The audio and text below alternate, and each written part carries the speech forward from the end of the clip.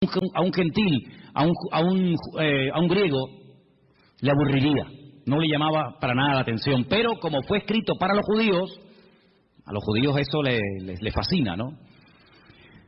Sin embargo, el Evangelio según San Juan, que fue escrito 70 años, como acabo de decir, después de la muerte y resurrección del Señor Jesucristo, es un Evangelio que, como vamos a ver ahora ahí en la pantalla dentro de un rato, Juan tiene que seleccionar muy meticulosamente las palabras, porque a estas alturas ya hay más gentiles convertidos que judíos convertidos al cristianismo, o al Mesías, al Señor, ¿no? Por lo tanto, el vocabulario tiene que ser diferente, porque hay términos que para un judío significan una cosa y para un gentil significan otra o simplemente no significan nada. La palabra Mesías, prácticamente es una palabra inexistente en el Evangelio según San Juan, es una palabra que no aparece mucho, y Juan escoge palabras como por ejemplo vimos el domingo pasado la famosa palabra logos, ¿os acordáis? Juan capítulo 1, porque el logos para el griego era el que había hecho el universo, el que le daba orden, el que ponía todo en su sitio, el que hacía que todo funcionara, y entonces él utiliza esa palabra que era muy conocida en el mundo de la filosofía griega, y la emplea, y entonces él dice el logos, ese que ustedes llaman el logos, el creador, que no tienen ni idea de lo que están hablando, yo voy a hablar de él. Y presenta a ese logos como el creador del universo, presenta al logos como encarnado. Hoy hemos cantado una parte de una canción que hablaba acerca del verbo se hizo carne, y vemos cómo Juan es una persona que no solamente tiene que seleccionar muy bien las palabras que va a utilizar, porque la audiencia, los lectores a los cuales va a llegar el Evangelio son personas que no tienen mucho conocimiento de la Biblia, son gente que viene de un trasfondo pagano, de idolatría, un mundo de mitología griega. Entonces él tiene que ser muy cuidadoso en esto, sino que además tienen que tener presente, y cuando sepan esto van a entender por qué Juan utiliza tantas veces ciertas y determinadas palabras. Ya habían empezado a introducirse en las iglesias herejías, las enseñanzas de los famosos gnósticos, personas que decían Dios no pudo crear el mundo, porque el mundo, el cuerpo, la materia, es malo. Por lo tanto, un Dios santo, un Dios bueno, un Dios perfecto, no puede tener contacto con el hombre bajo ningún concepto, no puede tener contacto con la materia. Entonces ellos creían que había una serie de, así lo llamaban, emanaciones, ¿verdad? Y Jesucristo era una emanación de Dios que prácticamente no tenía nada que ver con Dios, y entonces él sí, como no era divino, como no era santo, como no era Dios, como no era creador, él sí podía tener contacto con el hombre, él sí podía tener contacto con la materia, porque al fin y al cabo él no era Dios. Y eso es lo que algunos gnósticos creían. Otros creían que este mundo, que ellos consideraban que era pecaminoso, malo, el cuerpo era la cárcel del alma, pues ellos decían que este mundo fue creado por los ángeles caídos. Los ángeles caídos fueron arrojados de la presencia del Señor, y como ellos eran tan malos, pero al mismo tiempo eran tan poderosos, pues ellos fueron los que crearon el mundo, los que crearon la materia, etcétera, etcétera. Sí, permítame la expresión, un cacao, un lío terrible que se estaba metiendo dentro de las congregaciones. Para colmo, había otra tendencia, otra herejía que se había metido con mucha fuerza en la iglesia, y era todo lo contrario. Era que Jesucristo era simplemente un hombre que había evolucionado con una serie de poderes que había ido adquiriendo con el paso del tiempo, pero no tenía nada que ver con la divinidad. Otros creían que Jesús era, como ellos llamaban literalmente, un espíritu descarnado. Un espíritu que cuando lo veías parecía un hombre, parecía un ser humano, pero en el fondo no era un ser humano. Realmente él no comía, no se cansaba, no tenía que dormir, no tenía ningún tipo de sufrimientos, porque era una especie de espíritu que cuando se manifestaba parecía un hombre, pero de hombre no tenía absolutamente nada. Fíjense, ante menudos follones y herejías se encontraba el apóstol Juan, y ahora tiene que presentar un evangelio convincente, claro y directo, y presentar a Cristo de una forma correcta, de una forma adecuada, teniendo en cuenta la cantidad de herejías que ya se habían metido en la iglesia para este tiempo. Ahora, en este evangelio me ha llamado mucho la atención, vamos a poner la primera información en la pantalla, hay cosas que Juan omite completamente, ni las toca. Tenemos, por ejemplo, ahí, ustedes lo pueden ver, el nacimiento del Señor Jesucristo. Juan ni lo menciona. No es que no crea en Él, evidentemente, sino que como vimos la semana pasada, el Evangelio empieza diciendo: en el principio era la palabra y la palabra era Dios. Es decir, va antes de Génesis 1.1. Antes de Génesis 1.1, va a la eternidad para demostrar que no solamente Jesucristo tuvo un nacimiento físico, sino que Él era un ser eterno, ¿verdad? Creador, que en un momento determinado decide humanarse, decide tomar forma de hombre y venir a este mundo. Por lo tanto, él, el tema del nacimiento, como ya sabe que lo han tocado otros evangelistas, como por ejemplo Mateo, como por ejemplo Lucas, él ese tema no lo toca. Tampoco habla del bautismo, no es algo a lo cual Juan le quiera dar énfasis. No habla de las tentaciones del Señor Jesucristo, que aparecen muy bien explicadas en algunos evangelios. No hace mención a lo que llamamos la última cena, la cena donde Jesús parte el pan y el vino con sus discípulos y establece lo que llamamos el nuevo pacto. No habla de la agonía de Cristo en el huerto de Getsemaní, donde allí es machacado, donde allí es triturada su voluntad y donde allí, digamos, se rinde completamente al Padre diciendo: no se haga mi voluntad sino la tuya. Eso ni lo toca. No habla tampoco de la ascensión de Cristo. Si quieres buscar ese tema, ese momento, en Juan no lo busques porque no lo vas a encontrar. Tampoco habla de parábolas.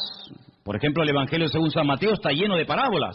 ¿Por qué? Porque él intenta presentar el reino de Dios, pero sin embargo Juan lo que intenta presentar al rey del reino de Dios, que es el Señor Jesucristo. Por lo tanto no habla de las parábolas. Tampoco aparecen milagros de liberaciones de demonios. Incluso la palabra milagro él la sustituye por una palabra que es la palabra moftim, en plural, que es la palabra señales. Y es la palabra que aparece, fijaros a dónde se remonta Juan. Juan era un hombre con un conocimiento de la palabra tremenda, tremenda.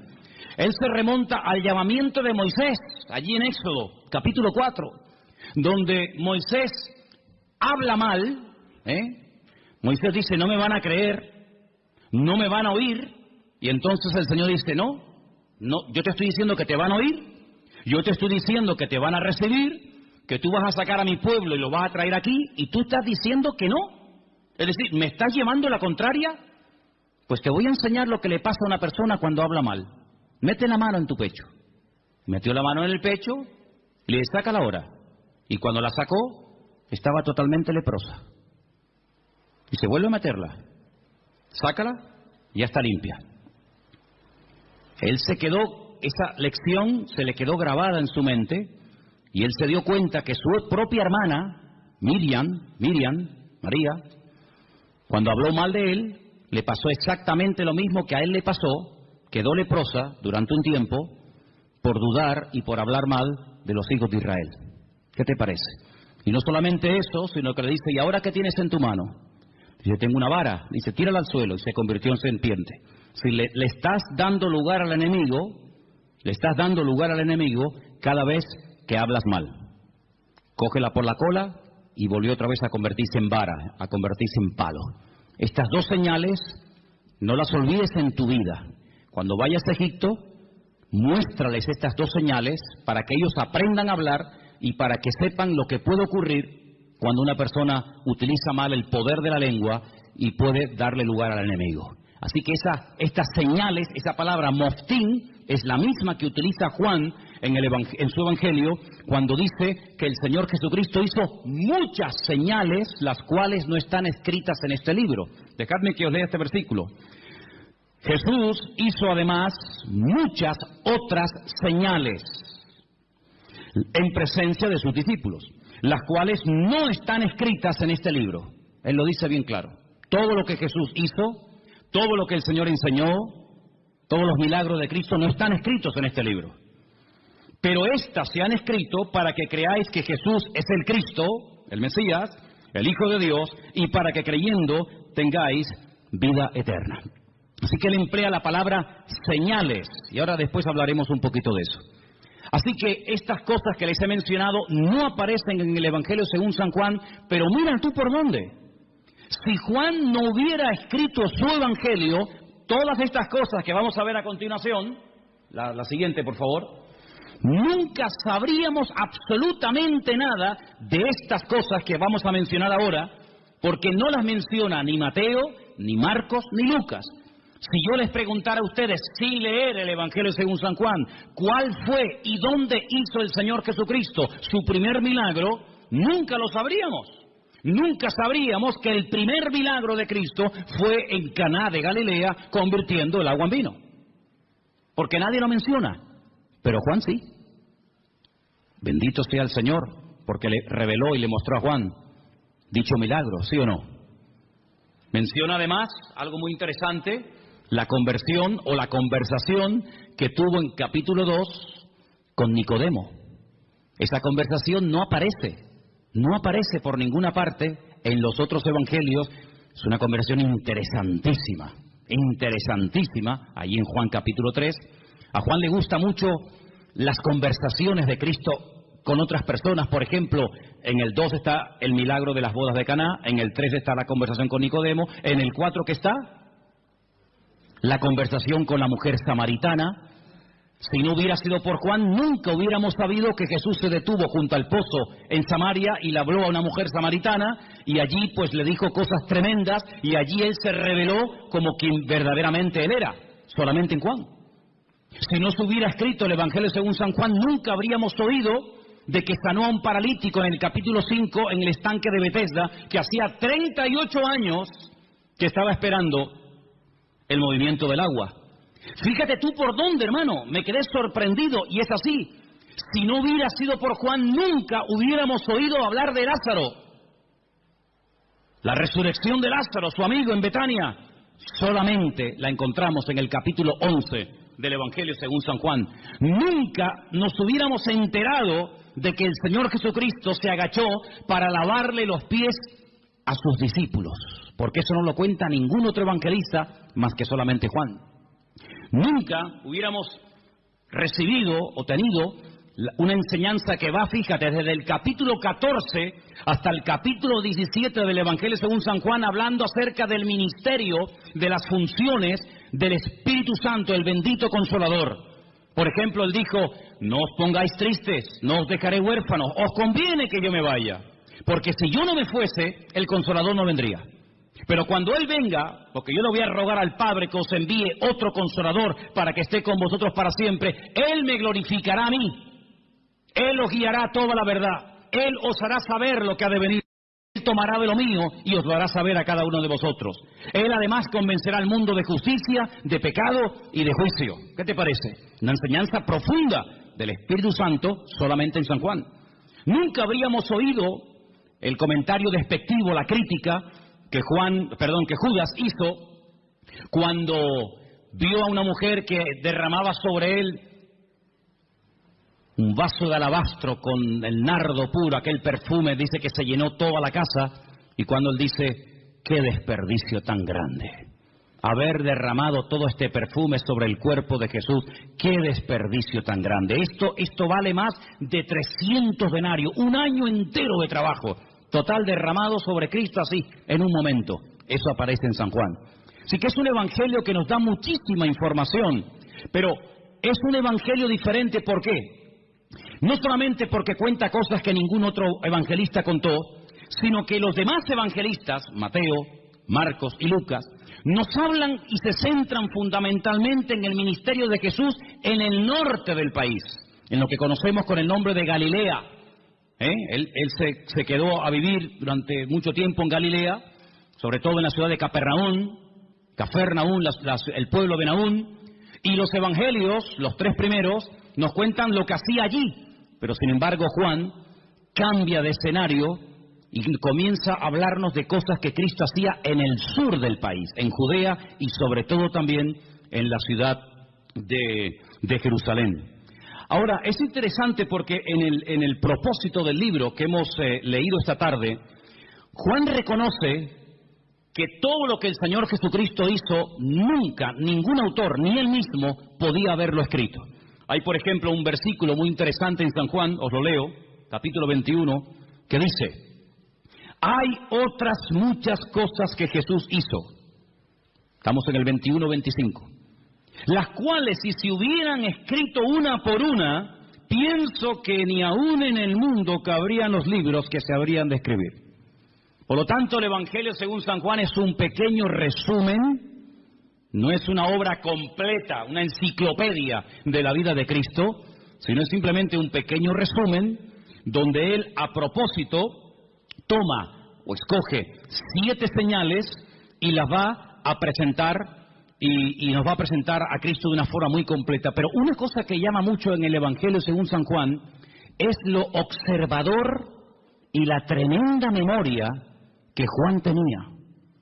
Hay cosas que se pierden con el tiempo, no nos acordamos de lugares, de nombres, cosas que ocurrieron.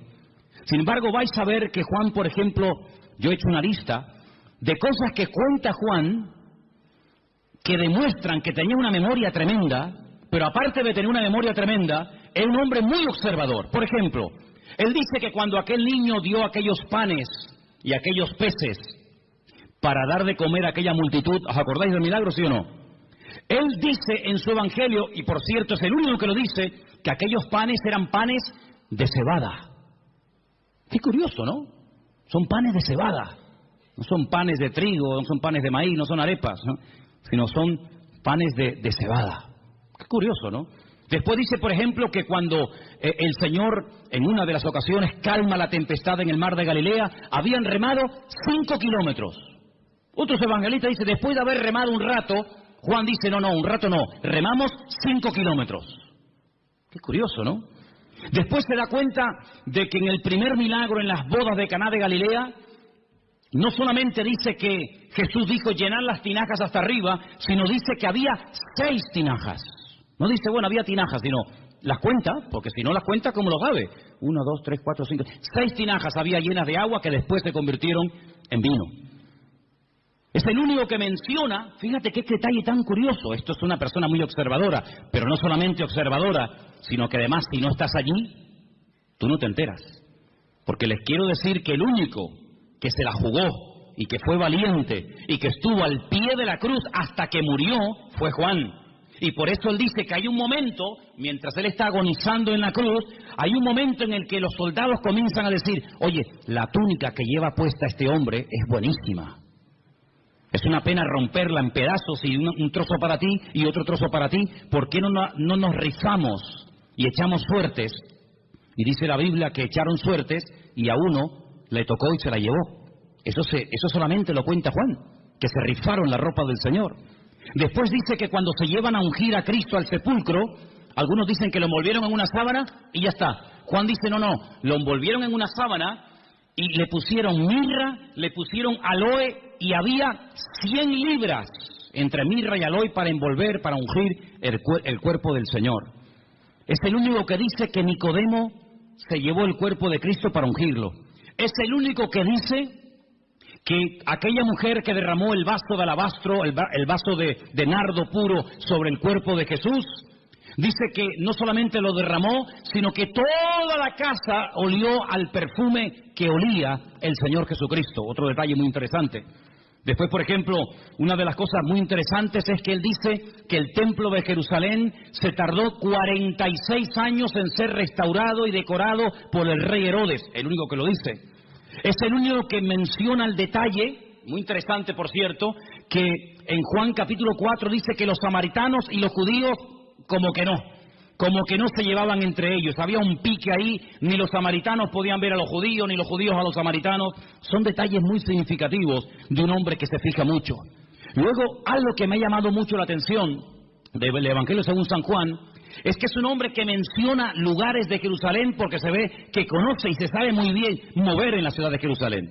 Por ejemplo, menciona la puerta de las ovejas, capítulo 5, verso 2. Menciona el estanque de Betesda, capítulo 5. Menciona el otro estanque que hay en la otra punta de la ciudad, el estanque de Siloé, capítulo 9. Menciona una puerta que se llama el pórtico de Salomón, donde años más tarde o tiempo más tarde iría con Pedro, y allí orarían, ¿se acuerdan? Por el paralítico que estaba allí en la puerta del templo. Es el único que menciona el torrente de Cedrón, ese barranco que divide la ciudad del Monte de los Olivos. Él dice que el Calvario, aquel monte, tenía forma de calavera, lo registra también en su libro. Es un hombre, ya digo, tremendamente observador, una persona que conoce la ciudad de Jerusalén y se mueve por ella, diríamos, como pez en el agua. Ahora, en cuanto al tema de las herejías, Juan quería dar una imagen, una visión completa del Señor Jesucristo. Porque en aquellos tiempos estaban, como dije al principio, los que creían que Él no era un hombre, sino una especie de espíritu que se aparecía en forma humana, y estaban aquellos que decían que era tan divino, que no era un hombre. Claro, ¿cómo casar, cómo unir estas dos herejías? Hermanos, a lo largo de la historia, la Iglesia, el pueblo de Dios, ha tenido que enfrentarse con un montón de problemas, de todo tipo. Pero algo que el enemigo ha utilizado y seguirá utilizando hasta el final de los tiempos contra nosotros, contra el pueblo de Dios, es tratar de meter sutilmente en las congregaciones lo que llamamos o conocemos con el nombre de herejías. ¿Qué es una herejía? Bueno, vamos a definirlo de la siguiente manera.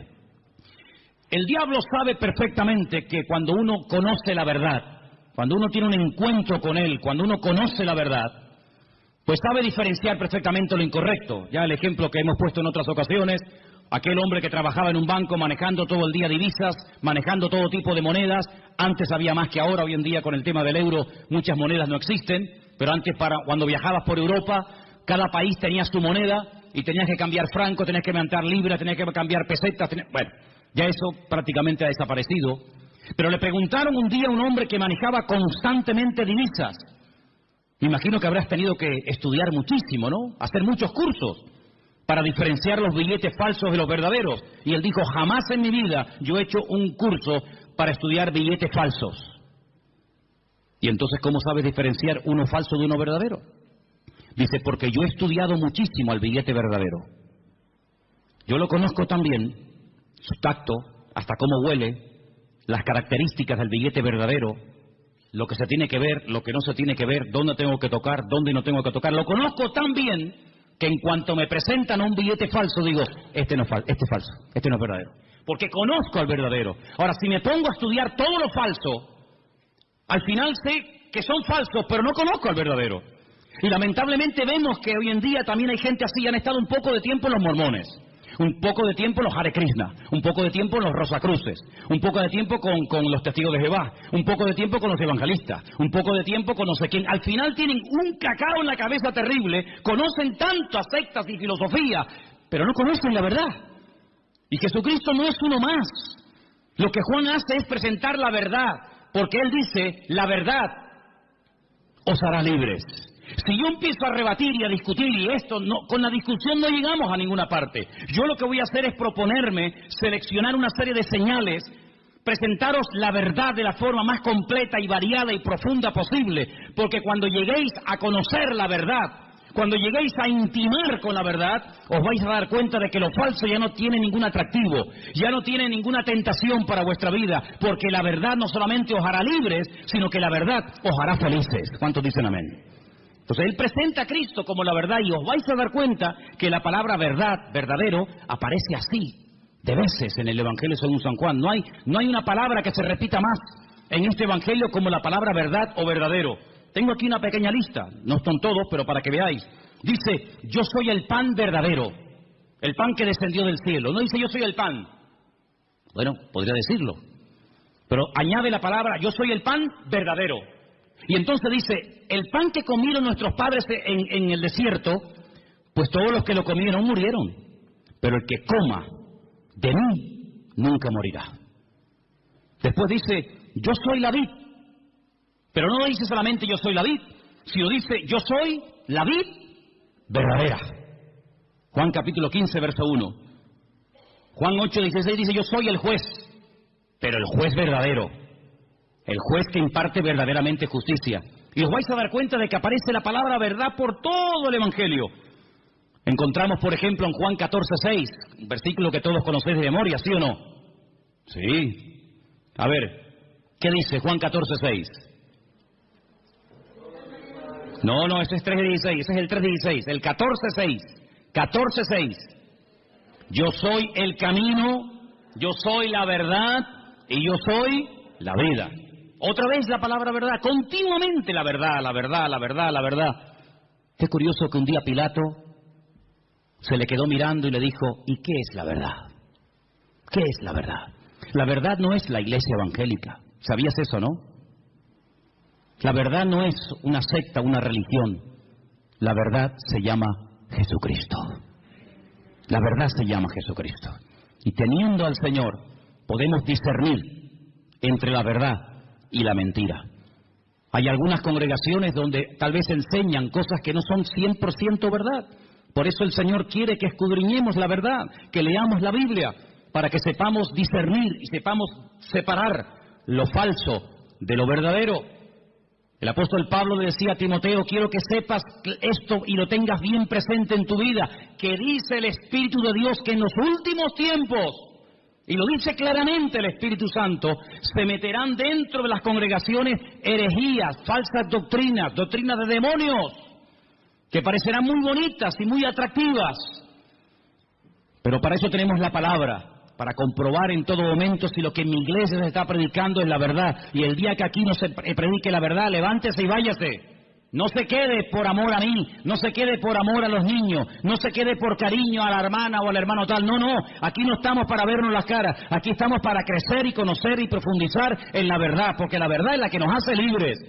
Y si se predica la mentira, pues lo lamento mucho, yo aquí no quiero estar ni un minuto de mi tiempo, porque la mentira esclaviza, la mentira es un veneno que le abrimos la puerta y va contaminando nuestra vida. Por lo tanto, compruebe siempre, traiga la Biblia a la iglesia, tome apuntes, escuche los mensajes, y si comprueba que algo no ha sido correcto, que le están enseñando mentira, que le están manipulando la Escritura, no haga caso. No haga caso, sea selectivo en esto. Jesucristo vino para darnos la verdad, para abrir nuestros ojos. Y la verdad se puede comprobar, no solamente experimentar, se puede comprobar. Y la misma Biblia que yo uso para predicar aquí en el púlpito, la tiene usted. Léala, escudriñela, memorízala. Y si ve que no coincide con la verdad, aquí tu tiempo se ha terminado, amigo.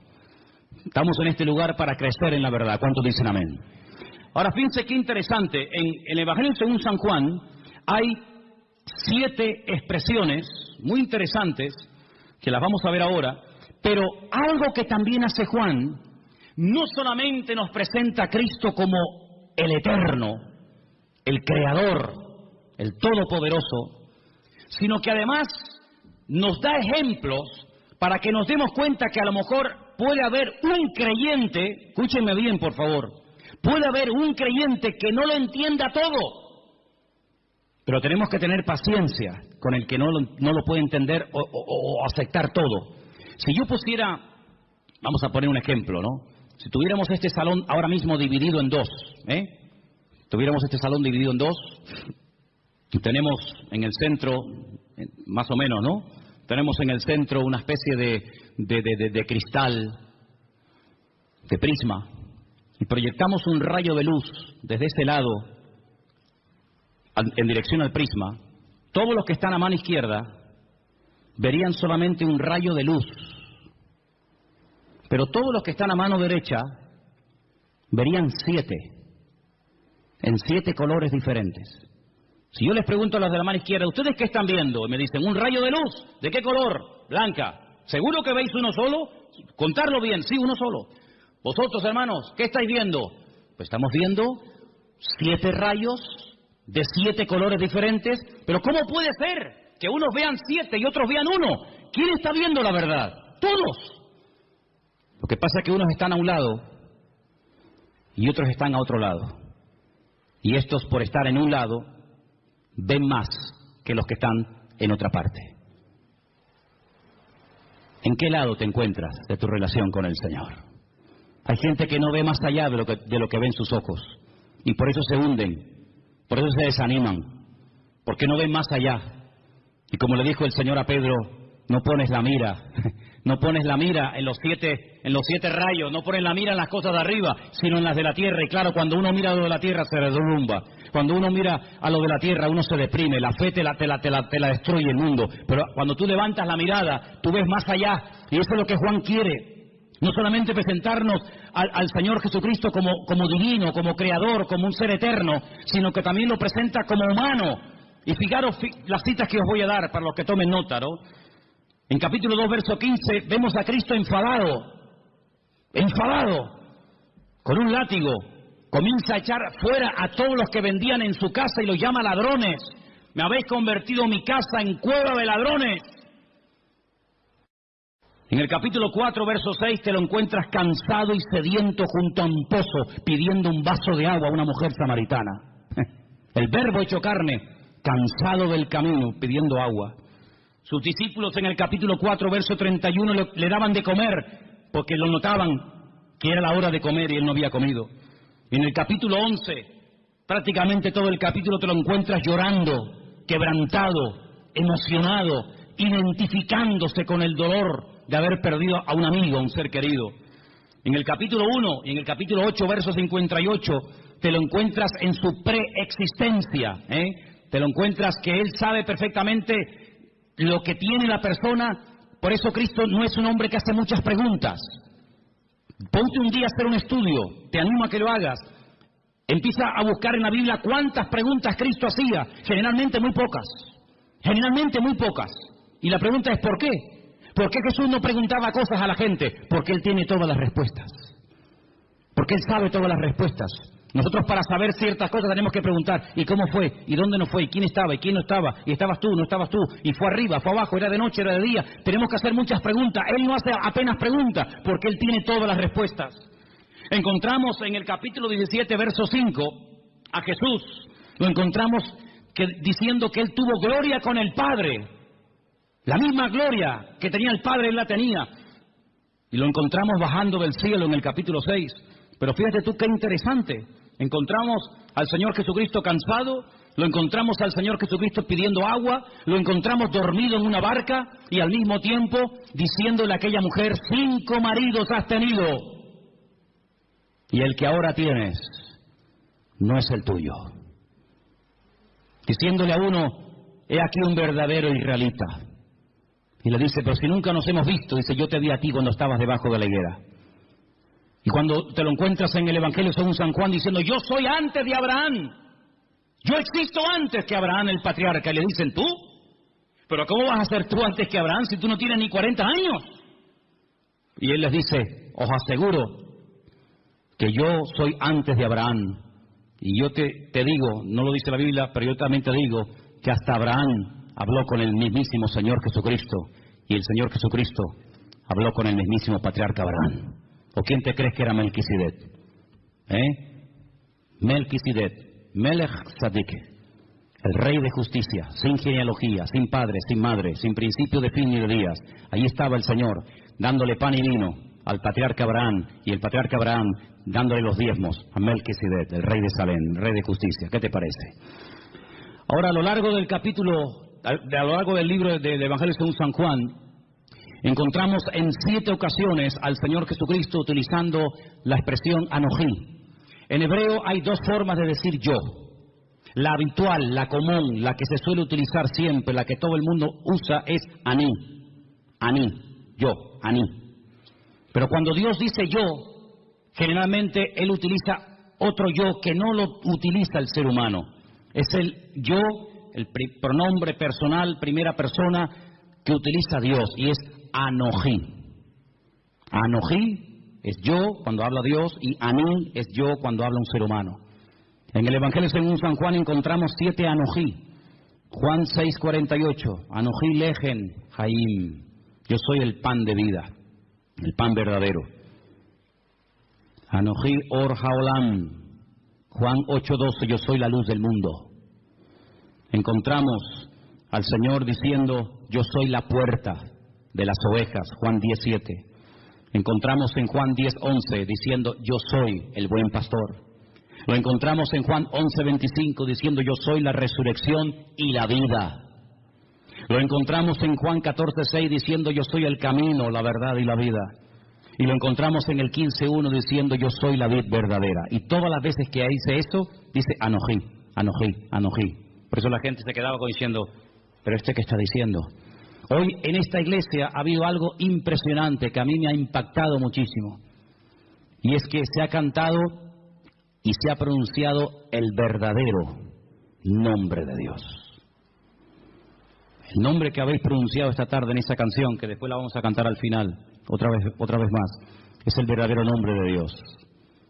Y ese nombre tiene que ver con la existencia, tiene que ver con la existencia misma. Nadie le ha dado existencia a Él le da existencia a todas las cosas.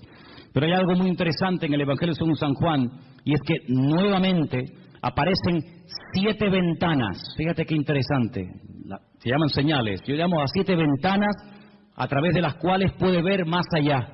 Porque algo que tenemos que tener presente, y Juan lo hace de una forma muy sutil, pero muy bien presentada, es que cuando te habla de un milagro, cuando te habla de algo que hace el Señor, Él te deja como en puntos suspensivos para que tú pienses y veas que no solamente es un milagro algo que ocurre en un momento puntual del tiempo, sino que es una señal, es una forma de indicarte que detrás de ese milagro hay una manifestación de la gloria de Dios. De hecho, hay momentos en los que el Señor Jesucristo dice que los milagros que hacía no los hacía tanto por la compasión o porque le daba pena al pobrecito paralítico o el pobrecito ciego, sino que la palabra que se emplea en el Evangelio según San Juan detrás de cada señal o milagro es: esto fue hecho, esto se realizó para la gloria de Dios. Porque un milagro no es algo que solamente suple la necesidad en el momento de una persona. Una persona está leprosa, ¿qué quiere? Pues que se sane la lepra. Una persona está poseída por demonios, ¿qué es lo que quiere? Ser libre de esta atadura espiritual. Una persona no ve y Jesús, ¿qué quiere que te haga? Pues quiero ver, o no puedo caminar, levántate y camina. Sino que el Señor va más allá de la necesidad temporal de la persona. Esto lo hago para la gloria de Dios. Cuando lo dicen los discípulos en Juan capítulo 9, ¿y este hombre que no tiene ni ojos, que están huecas las cuencas, no tiene el globo ocular, este hombre, esto es algo terrible. Esto no es normal que una persona nazca con las cuencas de los ojos vacías. El padre tuvo que cometer un pecado terrible, ¿no? Y este es el castigo de Dios, o él mismo. Y Jesús le dijo, ni una cosa ni otra. Este hombre nació así, sin posibilidad de ver. Si a este hombre ni operándolo, el mejor oftalmólogo del mundo no podría devolverle la vista a este hombre, porque este hombre no tiene globo ocular, está hueca, no tiene nada. Yo solamente he visto a un hombre en toda mi vida así. Ciegos hemos visto todos, y de vez en cuando pues vemos a algún ciego, pero solamente vi a un hombre en la puerta de Damasco en Jerusalén hace unos cuantos años atrás.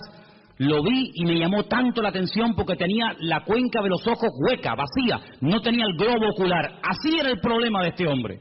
Y los discípulos nunca habían visto algo semejante. Le dicen, pero ¿qué pecado terrible tuvo que cometer sus antepasados o él para nacer así? Y Jesús dijo, ¿no sabes por qué este hombre ha nacido así?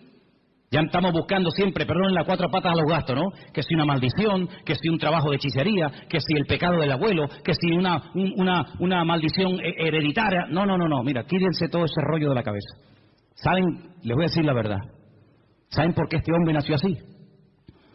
Para que se manifieste hoy delante de todos ustedes la gloria de Dios. Entonces, ¿qué hace el Creador? ¿Qué hace el Señor? Coge barro, le hace el globo ocular, como una albondiguilla, ¿no? Se la pone en los ojos y le dice, vete a lavarte al estanque de Siloé, que está en la otra punta, allí bajando el torrente de Cedrón, vete allí a lavarte. El pobrecito va calladito, sin protestar, humilde. Cuando llega al estanque de Siloé, el hombre se quita el barro de los ojos y vuelve viendo. Y los judíos le dicen, pero tú no puedes hacer eso. Hoy es Shabbat, no se puede quebrantar el Shabbat. Y dice, ¿cómo que no? El que me dijo, el que me untó los ojos con barro, él fue el que me dio la orden, discutan con él si quieren. Este hombre es un pecador, le dicen, es un pecador. ¿Un pecador? Pues menudo pecador. Porque ustedes siendo tan santos y tan religiosos, nunca me solucionaron mi problema, y este que ustedes dicen que es un pecador, me ha mandado a lavarme al estanque de Siloé y regreso viendo. Y nunca, le dice el ciego a estos religiosos, nunca se ha oído en la historia, y se ve que conoce la Biblia, nunca se ha oído en la historia que un pecador que un hombre malo le haya dado la vista a un ciego. Y además solamente os digo algo, yo solamente sé que antes era un ciego y que ahora veo. Y llaman a los padres y entrevistan a los padres y dicen, ¿este es vuestro hijo? Dice, sí. Dice, ¿cómo recobró la vista? Y los padres dicen, no sé, pregúntenle a él tiene edad suficiente, tiene 40 años, pregúntenle a él. Y ahí empieza un tira y una floja, que si fui, que si sí, que si no, que si se puede, que si no se puede. Hermano, el cumplimiento de un mandamiento no evita o no nos impide que cumplamos otros. Si yo por cumplir con un mandamiento me olvido de que la Biblia no solamente tiene uno, sino tiene cientos de mandamientos, estoy cometiendo una gravísima equivocación. Estoy haciendo un sobreénfasis sobre algo que ni siquiera prohíbe la Biblia. Y este hombre al final, con un humor tremendo, dice, ¿será que me estáis preguntando tantas cosas porque también ustedes se quieren convertir en discípulos de él? Y le dicen, nosotros no tenemos necesidad de convertirnos ni ser discípulos de nadie. Y lo echaron de la sinagoga, dice la Biblia. Lo echaron. Claro, cada vez que lo veían en el culto, amigo, era un testimonio. Y Jesús se lo encuentra al día siguiente, le dice, ¿qué te pasó? Y le dice que me echaron de la sinagoga. No me dejan congregarme. Se enfadaron contigo. Y le dice Jesús, ¿tú crees en el Hijo del Hombre? ¿Tú crees en el Mesías? Dice, ¿y quién es ese? Dice, yo, el que estoy hablando contigo. Dice, claro, Señor, ¿cómo no voy a creer en ti? Increíble, ¿eh? Todo esto lo cuenta San Juan. Si no fuera por este hombre, si no fuera por este evangelio, nos hubiéramos perdido cosas tremendas. Pero sobre todo algo que me llama la atención, que yo creo que Juan lo hizo a propósito. Lo dejó para el final, y quiero que lo leamos en esta tarde, es el capítulo 21, donde se produce algo que ni Mateo, ni Marcos, ni Lucas jamás contaron. Yo no sé si les dio vergüenza o por respeto, no lo sé, pero nunca fueron capaces de tocar este tema. Pero otra vez encontramos una característica típica del Evangelio según San Juan, y son las conversaciones que tiene con distintas personas. Lo vimos hablando con la samaritana, lo vimos hablando con Nicodemo, y ahora vamos a ver a Jesús en el capítulo 21, casi al final del libro, hablando con un discípulo. Capítulo 21, Jesús se aparece a sus discípulos. Qué interesante.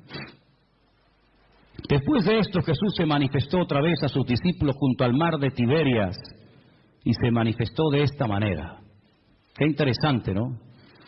Estaban juntos, cuenten, Simón Pedro, Tomás el Didimo. ¿Qué significa el Didimo? ¿O el Dídimo? ¿Qué significa?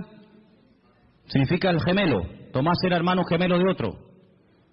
Natanael, el que era de Caná de Galilea, los hijos de Zebedeo, hijos, hablan plural, ¿quiénes eran? Juan y Santiago, y otros dos de sus discípulos. Simón Pedro les dijo, voy a pescar. Ellos le dijeron, vamos también nosotros contigo. Fueron y entraron en una barca, y aquella noche no pescaron nada, nada. Toda la noche, para arriba, para abajo, echa la red aquí, echa la red, nada. Cuando ya iba amaneciendo, fíjate tú, amaneciendo ya, se presentó Jesús en la playa, mas los discípulos no sabían que era Jesús. Estaban cansados, estaban reventados, toda la noche pescando. Además, cuando tú estás pescando, los que habéis ido alguna vez a pescar, cuando uno está pescando, las horas se te pasan volando, disfrutas que no veas. Pero cuando estás hecha y hecha y hecha y no pican, es aburridísimo, estás hasta de mal humor. Les dijo Jesús, hijitos, ¿tenéis algo de comer? Ellos le respondieron, no, no tenían ni para comer. Increíble.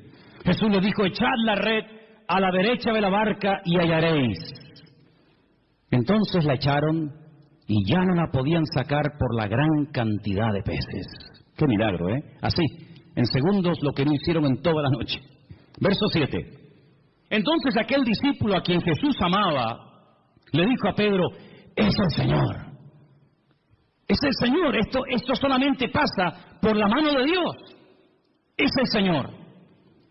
Simón Pedro, cuando oyó que era el Señor, se ciñó la ropa, porque se había despojado de ella, se echó al mar y se echó a nadar hasta la orilla.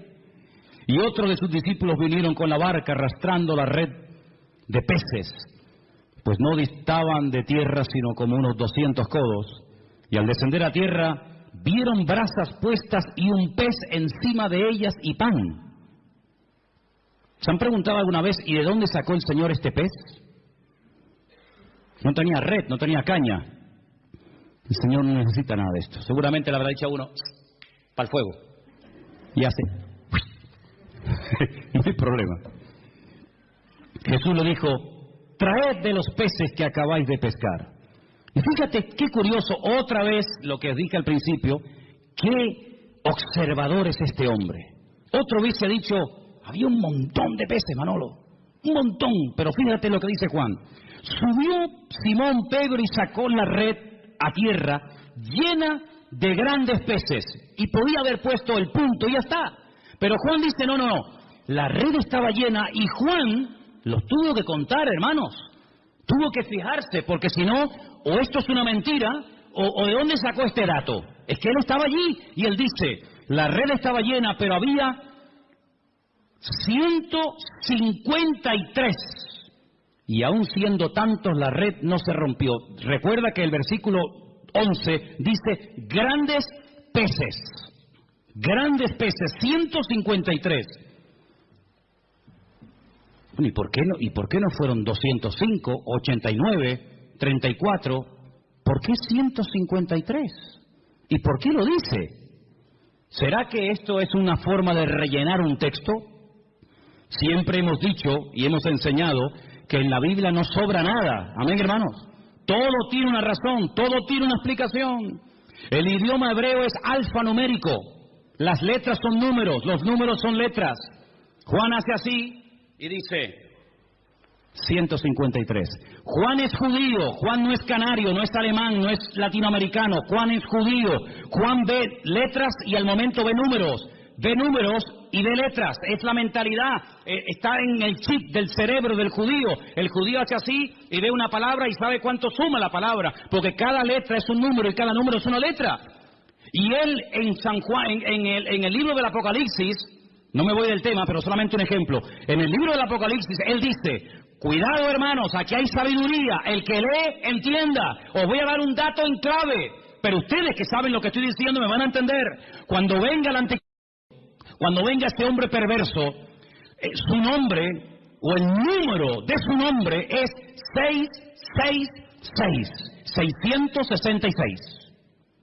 Claro, hay muchos nombres que coinciden. Por ejemplo, otro día cuando les comentaba el tema, cuando decide Shechem ben Hamor, Siquén hijo de Amor, suma 666, curiosamente. Pero Juan es un hombre, como buen judío, que conoce el tema de las letras y de los números. Y él te está dando el valor numérico del nombre de ese político de los últimos tiempos. Pero ahora, volviendo a Juan 21, te dice 153. Y al momento él sabe lo que significa 153. Claro, el que no sabe esto, pues dice, bueno, 153, no, espérate. Anohim, Elohim. Si pusiéramos aquí en una pizarra la palabra Anohim, Elohim, yo soy Dios, suma 153. Es decir, esta es la firma, amigo. Cuando ves un cuadro, dices, qué hermoso, a ver. Picasso. ¿Quién hizo este cuadro? Goya. ¿Quién produjo este milagro? Así, en segundos, lo que no pudimos hacer en toda la noche. 153. ¿Quién hizo esto? Anohim, Elohim. Yo soy Dios, yo soy el Todopoderoso. ¿Cuántos dicen amén? Entonces le pone el cuerpo, mi madre, ay Señor. Le dijo, venid, coman. Ya saben quién ha hecho esto. Aní Elohim, Elohim. Le dice a sus discípulos, o sus discípulos no se atrevían a preguntarle, ¿y tú quién eres? ¿Tú quién eres? ¿Se acuerdan que una vez en la barca, cuando calmó el viento y la tempestad, se empezaron a preguntar unos a otros y dice, ¿quién es este? ¿Quién es? Porque habla muy bien, obra de maravilla, sana enfermos, pero ya calmar un mar en tempestad, eso es algo que nos vuelve loco. ¿Quién es este? Y ahora dicen, ¿quién es? Pero no se atrevían, porque sabían que era el Señor. Vino pues Jesús, tomó el pan, lo dio a sí mismo el pescado. Esta era la tercera vez que Jesús se manifestaba a sus discípulos, después de haber resucitado de los muertos. Ahora ya están a gusto, ya están las barrigas llenas, ya han comido, y ahora Jesús le dice a Pedro, Pedro, ven un momento, ven, ¿cuántos había? Por eso le dije, cuenten cuántos discípulos hay, había un montón, había un montón, pero ahora solamente le dice a Pedro, a Simón, Pedro, Simón, ven. Simón es Lishon, viene del verbo lishtot, que significa escuchar. Shema, Simón, ven, escúchame un momento. Escuchar es obedecer, escuchar es interiorizar. Shishon, ven para acá. Simón, hijo de quién? De Jonás. Es una contradicción. Tienes un nombre, Pedro, tienes un nombre que es una guerra, llevas una guerra. Shishon, el que escucha a Dios. Y Jonás, el profeta rebelde. ¿Cómo puede ser que por un lado oiga?